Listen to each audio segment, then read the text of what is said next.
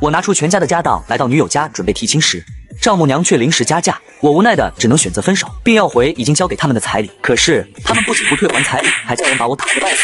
阿姨，我们不是说好的彩礼钱50万吗？为什么现在又临时加价，还要50万？小蒲啊，这也没有办法，我家小智马上就要大学毕业了，要结婚买车买房，50万哪里能够呢？石小蒲看了一眼一旁正在玩手机的女友弟弟周芷，又想到父亲临走时把钱交给他时那期待的眼神，他按耐住心中的怒火。阿姨，你看我们先把婚期定下来，结婚后我再慢慢把50万给你，反正小智毕业还有一段时间，你看成吗？不行，只有给了50万，我才让我女儿和你结婚。梦瑶，我们家的情况你是知道的，50万几乎就是我们家全部家当了。周梦瑶见状，嘴唇动了动，想要说点什么，但看见何慧凌厉的目光，最终还是没有开口。我把她养这么大，你50万就想娶走她，门都没有。喜欢我女儿的人多的去了，你没钱还娶什么老婆？穷逼还想娶老婆？石小蒲听到这话，顿时心中大为恼火。自己一直把他当亲弟弟一样看待，就连他身上现在穿的行头，包括手上正在玩的 iPhone 11，也是自己攒钱给他买的。现在居然这样对自己说话。梦瑶，我问你，你到底怎么想的？跟不跟我结婚？我弟弟就是我们家的希望，我不能让他结婚没房没车，只要你再拿出50万，我就和你结婚。石小蒲身躯一颤，他终于懂了，这家人就是吸血鬼。这婚我不结了，把钱还给我。还想要钱？现在你不没钱娶我女儿，那我女儿算是和你掰了。我女儿跟了你5年，这钱就当是5年的青春损失费了，我只收了你50万，不过分吧？那是我们家的全部了。我管你什么全部，想拿走钱没门。怎么还想打人啊？赶紧滚！把钱给我，我马上走。不走是吧？行，你等着。周芷像是早有准备一般，拿着手机拨打了一通电话。几分钟后，2个大汉走了进来。就是他，给我把他抬出去，废了他！2个大汉二话不说，将苏北一顿拳打脚踢后，将他拉了出去。我拿出全家的家当来到女友家准备提亲时，丈母娘却临时加价，我无奈的只能选择分手，并要回已经交给他们的彩礼。可是他们不仅不退还彩礼，还找人教训我一顿，丢了出去。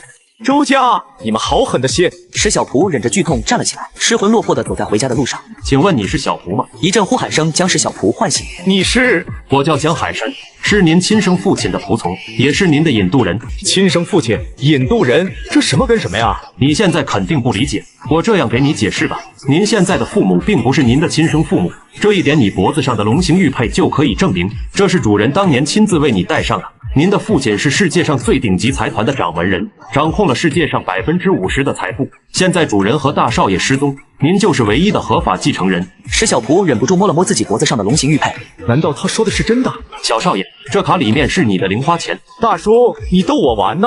小少爷，您查一查卡里的余额，不就知道我有没有骗你了吗？石小蒲露出了一丝不耐烦。为了避免这人再骚扰他，最终他还是接过了银行卡，就匆匆离开了。小少爷，期待您像您父亲一样，让整个世界颤抖。石小蒲回到家门口，就听到里面的争吵声。石红安，我看你是真的疯了，你不但把家里所有的积蓄给了小蒲当彩礼钱，还借了这么多钱，以后我们这么过，小暖也还在读书，以后怎么办？秀芳，小蒲虽然不是我们亲生的，但也是我们养大的，早已把他当做我们亲生儿子。咱家的条件这些年一直都不好，也没让小蒲过上好日子。现在他要结婚了，要是因为给不起彩礼钱而把婚事弄黄了，我会遗憾一辈子的。红安，我何尝没有把他当亲生儿子啊？可那家人明显就是在为难我们家啊！彩礼50万，可不是我们这种家庭能负担得起的。也就这一次了，以后咱们咬咬牙，再节省点，把债还了，再把小暖供养大，也就熬到头了。小蒲那小子以后肯定会有出息的，也不用咱们操心了。听到房里的声音，站在门外的石小蒲瞬间呆滞住。自己真的不是他们亲生的吗？石小蒲很想进屋向他的父母问清楚，可是刚伸手准备推门，手又缩了回来。过了许久，石小蒲还是走进了屋里，看见石小蒲进门，两人脸上原本的表情瞬间消失。小蒲回来了，婚期定下来了吗？定下来了。石小蒲不敢将事实说出来，而且养父患有脑梗，他不确定养父在听到这个消息后能不能承受这样的打击。小蒲，只要你婚姻大事定下来了，我心里的石头也算是落地了，以后你小子可得靠你自己了。小蒲，妈盼了好久，终于盼到你要结婚了，现在只差给我生个孙子了。妈，其实……可石小蒲的话刚说到一半，苏红安的笑容瞬间凝固，四肢一僵，倒在了地上。我拿出全家的家当来到女友家准备提亲时，丈母娘却临时加价，我无奈的只能选择分手，并要回已经交给他们的彩礼。可是他们不仅不退还彩礼，还找人教训了我一顿，丢了出去。很快，石红安被送进了江海市人民医院。患者有严重的脑梗，还好你们送的及时，现在已经暂时脱离了生命危险。不过，患者需要尽快进行手术，不然随时都可能有生命危险。随时都有生命危险，那手术需要多少钱啊？保守估计得20万吧。什么？这么多？这病拖不得，你们尽快筹钱吧。说完话，医生转身走出病房。20万，20万，自己到哪里去筹20万啊？石小蒲也是异常焦急，现在他家里已经到了山穷水尽的地步了，根本不可能拿出20万。妈，爸怎么样了？就在这时，石小蒲的妹妹走了过来。你爸已经暂时脱离了生命危险，只是……妈，到底怎么了？随后，杨秀芳便把事情的经过说了一遍。苏小暖俏脸变得难看起来。既然家里的钱已经被给哥结婚用了，爸现在急需要用钱做手术，那我们就想办法筹钱吧。啊，小暖，你们照顾爸，我去筹钱，相信我。石小蒲听到妹妹言语中并没有半点埋怨她的意思，也不知道哪来的自信说这句话。很快，他就来到医院附近的一家银行。先生，请问你需要办理什么业务？我想查询我的卡里有多少钱。先生，查询卡内余额这种业务，只需要在 ATM 机上就能办理。没有密码？没密码？先生，你是在开玩笑吧？你见过哪种银行卡查余额不需要密码的吗？连这种蹩脚的理由还编得出来？你不会是想泡我，故意找理由接近我吧？老娘可看不起你这一副穷酸样的屌丝。我真的是想查余额。你这人脑子有病吧？为了泡我居然弄张假的黑卡出来，赶紧滚，不然我叫保安了。先生，我能看看你手上的卡吗？好。石小蒲将手中的卡交给了对方。经理，这屌丝为了追求我，故意拿了一张假的黑卡来彰显自己实力，你不要被他骗了。银行经理并没有理会女子，拿着黑卡开始小心翼翼地观察了起来，越看脸色越凝重。先生，请随我到办公室详谈。经理，这人是骗子啊！经理猛地瞪了女子一眼，便带着石小蒲向着他办公室走去。我拿出全家的家当来到女友家准备提亲时，丈母娘却临时加价，我无奈的只能选择分手，并要回已经交给他们的彩礼。可是他们不仅不退还彩礼，还找人教训了我一顿，丢了出去。我叫刘红，是华旗银行江海市分部的客户经理，不知先生如何称呼？石小蒲，请问你需要办理什么业务呢？我想查这张卡内还有多少余额。随后刘红拿出了一个看着很高级的仪器。石少，请滴血。刘经理，这是干嘛？石少，你既然拥有这张卡，难道还不知道验证方式吗？莫非这张卡是这人捡来了，或是偷来的？要是等会 DNA 比对不成功的话，直接报警，一定要让这个不知天高地厚的小子付出代价。石少，你不是要查询余额吗？只有你的 DNA 验证成功之后，才能查看。这到底是一张什么样的银行卡呀？居然需要对比 DNA 才能验证。不过片刻的犹豫之后，石小蒲将一滴血液滴进了仪器中。验证成功。什么验证成功了？眼前这个看着很普通的年轻人，没想到真是这张卡的主人。石少，权限已经验证成功，您可以在仪器上操作你想办理的任何业务。随后，石小蒲直接点进了余额查询，这是他现在最关心的事情。1个0，2个0，3个0，这数字上面一连串的零，足足几百亿。江海山所说的是真的。随后他绑定了手机银行，只要绑定了手机银行，他也不用取钱，直接手机支付就行了。刘经理，我已经查完了，那我可以直接离开了吧？石少，当然可以了，这是我的名片，以后有任何需要，尽管给我打电话。石小蒲接过名片就直接离开。刘红想要送石小蒲，但眼下还得把仪器锁进保险柜，也没来得及跟上。石小蒲刚走出刘红办公室，就有一道人影忽然挡在了石小蒲的面前。怎么了？被经理拆穿身份了，气急败坏，这就想着逃走啊？让开！瞧你那副德行，还想泡老娘？我想没有哪个女人会看上你吧？这是什么？好软！你这个色胚！小罗，住手！我拿出全家的家当来到女友家准备提亲时，丈母娘却临时加价，我无奈的只能选择分手，并要回已经交给他们的彩礼。可是他们不但不退我彩礼，还找人把我赶出去。小罗，住手！来人正是刘红。经理，这个老六想追我不成，居然还想非礼我。向石少道歉。经理，你是不是说错了？是他非礼我呀。你以为我没看见是怎么回事吗？是你摔倒在地上，顺势将石少拉下去的，还想污蔑石少，赶紧道歉。罗宇之感觉心中委屈极了，泪水都在打转了。虽然自己确实慌忙之中将他拉下去，但他也确实占了我自己便宜了啊。最终在刘红凌厉的目光下，他也只能不甘地对石小蒲说道：对不起。石少，手下人不懂事，还望您不要见怪。那就算了吧。说完这话，石小蒲便快步往门外走着。石少，我送你。见石小蒲不再追究，刘红心里一喜，屁颠屁颠的就跟了上去。银行门口，刘红看着石小蒲的背影逐渐消失，这才恋恋不舍的收回目光。也就是在这个时候，一个中年男子向着刘红走了过来。姥姥，那人是谁呀？我可从来没看见你对一个年轻人这样。老街，这个人可不简单，身份可是尊贵的很。有多尊贵？比你见过的任何一个人的身份都尊贵。石小蒲很快赶到了医院，将养父的20万手术费交了，就来到了病房。啊，妹妹，我已经把手术费交了。交了？你哪里筹的钱？我跟我一个好哥们借的，正好最近他发了财，所以就借给我了。石小蒲随便说了一个理由，毕竟现在他的钱还涉及到亲生父亲的事，这事他还不知道怎么跟家人交代。真的？真的。见石小蒲不像是在说谎，杨秀芳和石小暖心里皆是露出了笑容。小蒲，你那朋友可算是我们的救命恩人了，以后我们可得好好感谢人家。好，以后我们的日子可得再苦一点了，毕竟你的彩礼钱一部分都是你爸借的，现在你爸做手术又借了20万。妈，没事，这个钱我们应该很快就能还上了。最近公司里准备给我升职，这个职位工资可是以前的好几倍。石小蒲想到以后自己肯定要拿钱给家里改善生活，现在正好找个理由给家人做个心理铺垫。好啊，好啊，小蒲出息了。在医院里待到了晚上，石小蒲就回去了。我拿出全家的家当来到女友家准备提亲时，丈母娘却临时加价，我无奈的只能选择分手，并要回已经交给他们的彩礼。可是他们不但不退我彩礼，还找人把我赶了出去。石小蒲刚到家，将少爷，你相信我说的话了吧？我想知道我父亲的事，还有他为什么会失踪。少爷，您父亲的事现在还不是给您说的时候。至于你父亲为什么失踪，可能没人会知道，这一点只有等到你继承了您父亲的位置后，自己寻找答案。我父亲的位置现在还不能给您说太多，以后我自然会全告诉你的。现在您最重要的事就是证明您的能力，得到那几个老家伙的认可。正好在江海市我有一个下属公司，就让您先练练手，过段时间我会派人过来辅佐您，您看怎么样？石小蒲陷入了沉思，但犹豫片刻，他还是答应下来。好。江海山挂断电话后，就把他的女儿叫了过来。爸，你叫我什么事？我们的一个公司马上就要上市了，我还在忙。未央，过几天你就辞去职务，帮我去江海市辅佐一个人。什么？爸，你疯了？让我去辅佐一个人？我江未央怎么说也是沪省的商界女王，什么人有资格让我辅佐？他是董事长的儿子。是董事长的儿子，我去。江未央当即答应了下来，眼中隐隐透露出一种期待。早上，石小蒲刚来到他上班公司门口，就看见一辆宝马5系正好也停在了公司门口。这时，从车上下来2个人，其中一个正是他的前女友周梦瑶，另外一个则前段时间想要追求周梦瑶的人，他是隔壁一家公司的经理。分手才1天，他就找到了新男友了。看来他根本就没把我当回事，5年的感情就当喂了狗了吧。想到这里，石小蒲不再停留，径直走向公司。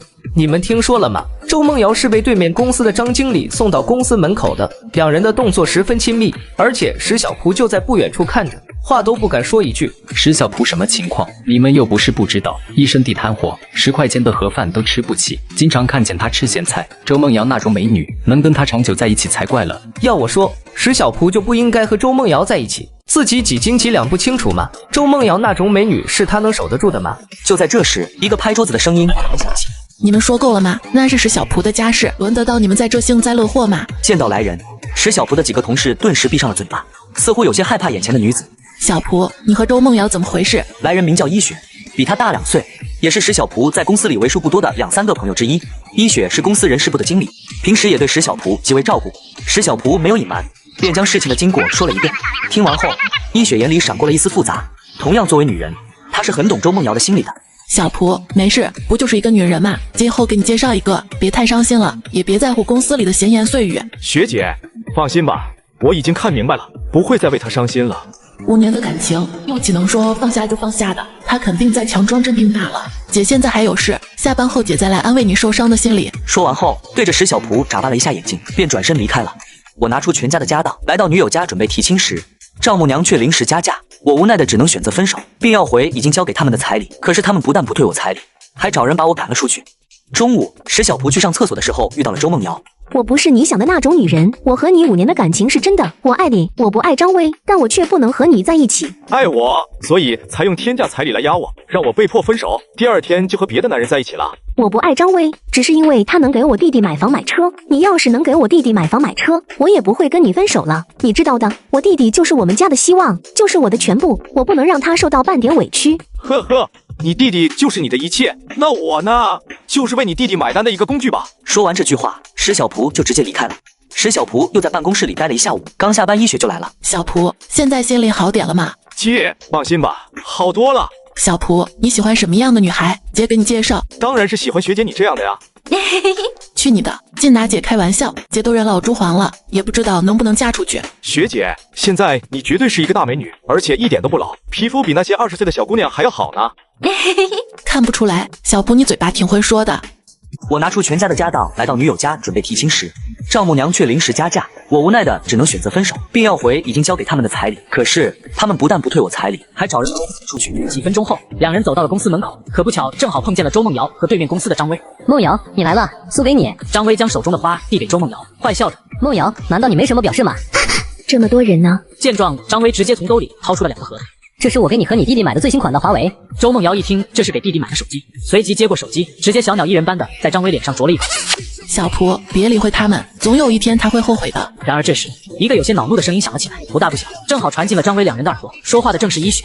我道是谁？原来是一大美女，还带着一个废物啊！张伟，你怎么说话的？难道我没说对吗？连彩礼钱都送不起的人，不是废物是什么？不过我倒是要感谢他，替我照顾了几年梦瑶，还将完璧之身的梦瑶交到我手上。以后我一定会替他好好照顾梦瑶的。张伟，够了！既然两人已经分手了，你何必再说这些话？张薇没有理会医学，对石小蒲说道。石小蒲就凭你这个屌丝也想娶梦瑶？还有，现在刚分手就和一大美女走得这么近，不会是对一大美女有意思吧？你也不撒泼尿看看自己的比样，一大美女能看上你吗？听到这话，石小蒲再也没有准备动手叫醒张薇。可就在这时，石小蒲身旁的医学开口了：“我怎么就看不起小蒲了？小蒲现在就是我的男朋友。”此话一出，张薇和周梦瑶顿时就愣住了。一大美女，你肯定是在开玩笑吧？石小蒲就是个屌丝，你能看上他什么？我又何必骗你？不信你问小蒲。医学微微一笑，说完话还亲昵地挽着石小蒲的手。不错，雪儿就是我女朋友。妈的，一雪是自己都没追到的女人，反倒是为石小蒲这个屌丝得手啊！凭什么？石小蒲，我原本以为你是对我有感情的，可我没想到，我们才分手1天，你就找到了新欢，看来是我看错你了，跟你分手是正确的决定。辉哥，我们走。说完话，周梦瑶便拉着张薇的手上了车。这个女人是精神病吧？明明嫌我彩礼钱不够，让我被迫与她分手。第2天，不可能昨天就和张薇勾搭上，现在居然还说起我来了，真的是贼喊捉贼。也不知道以前自己为什么会跟她在一起，不过看着两人刚才气冲冲离开的样子，还真是挺爽的。小蒲，为了让你面子上好过一点，姐姐刚才可是陪你演了场戏，你该怎么感谢我呢？原来只是演戏啊！学姐，我请你吃饭吧，去江海最好的怡梦园。听到这话，医学脸上满是不幸，正要说话，但他的电话突然响了起来。他很快接通了电话，听到里面的话时，脸色一变。好，我马上回来。医学挂断电话后，他便对石小蒲说道：“小蒲，我有点事，今天恐怕不行了，明天吧。”学姐，是出了什么事吗？没事，我先走了。说完这话，医学便急匆匆的离开了。就在这时，石小蒲的电话也响了，是一个陌生号码。迟疑了一下，石小蒲还是接通了电话。石小蒲少爷您好，我是江海市的海山集团分公司红鼎娱乐的负责人陈岩。我拿出全家的家当来到女友家准备提亲时，丈母娘却临时加价，我无奈的只能选择分手，并要回已经交给他们的彩礼。可是他们不但不退我彩礼，还找人出去。石小蒲少爷您好，我是江海市的海山集团分公司红鼎娱乐的负责人陈岩。听到这话，石小蒲便想起了昨天江海山说过要把江海市的公司交给他练手。少爷，公司现在已经在走流程，后天您就可以来接管公司了。好，少爷，我想请你吃顿饭，想先给你讲讲公司的情况，也好让你能对公司先有一个大概的了解。不知道您现在有没有空？石小蒲想了想，确实现在对公司啥情况也不知道，便直接答应了。少爷，那我马上派人去接您。不用，你告诉我位置，我自己过来。随后，石小蒲就来到了天海大酒店。石小蒲，林川。石小蒲认识这个男子，此人正是他的高中同学，不过他可对此人没什么好印象。你怎么会在这？林川满脸诧异，随后像是想到了什么。你现在在这里当服务员是吧？朋友请我来这吃饭，请你吃饭，你还能认识能在这里吃饭的人？得了吧，你就别绷面子了，去帮我拿条毛巾来，温度必须要46度的。他还真把我当做服务员啊！让你去给我拿毛巾，你耳朵聋了吗？你对谁说话呢？陈总，我没说你，我说那个服务员呢。陈岩听到这话，心里更加火大了，但是现在由不得他发火。石少，对不起，我没管好自己的手下，请您恕罪，还不赶紧给石少道歉？总经理，您是不是搞错了？这人可不是什么石少，他就是这里的服务员，以前跟我还是高中同学，家里一穷二白。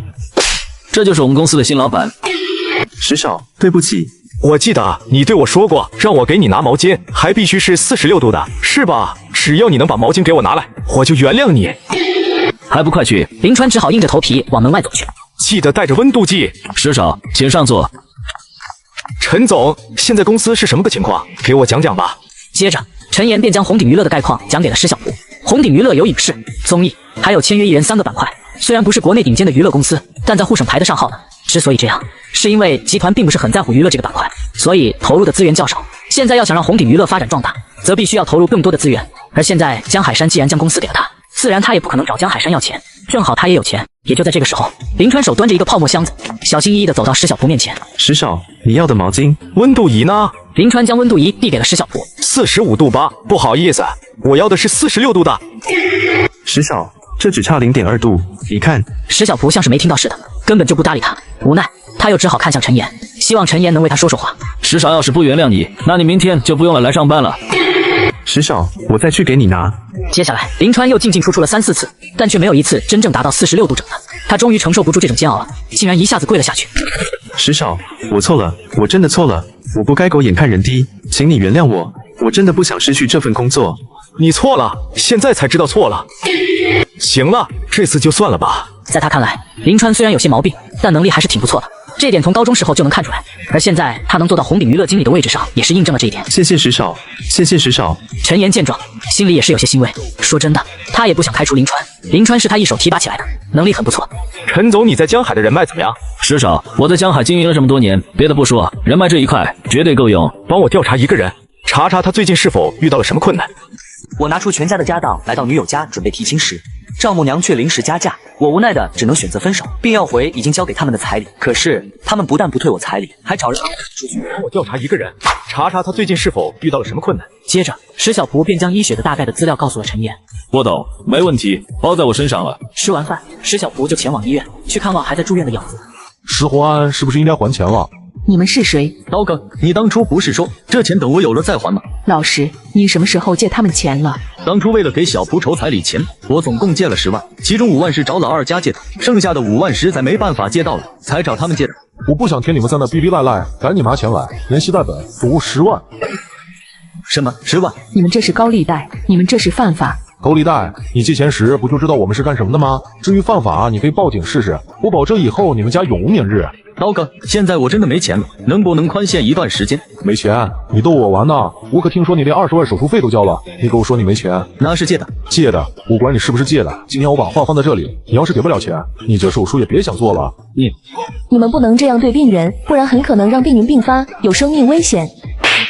少他妈多管闲事，给老子闭嘴！你们还是人吗？为什么这样对一个小姑娘？还关心别人？赶紧把钱给老子还了，不然我让你们知道老子的厉害。我刀哥的名号不是白要的。刀哥是吧？就在这时，一个冷冷的声音传了过来，来人正是石小蒲。你他们的是谁呀？我是他们的儿子，出来吧，我把钱给你。我就说嘛，你家肯定有钱。石洪安，你们老小子还给老子装蒜？欠你们多少钱？10万。10万是吧？我操你妈！给老子弄死他！你要过来啊！银行账号告诉我。赵二狗被吓傻了，他没有丝毫犹豫就把账号告诉了石小蒲。1分钟后，赵二狗的手机的提示音就响起了。我打你是因为你不该那样对我父母，但一码归一码，钱我还是要还的。说完这句话，石小蒲就回病房了。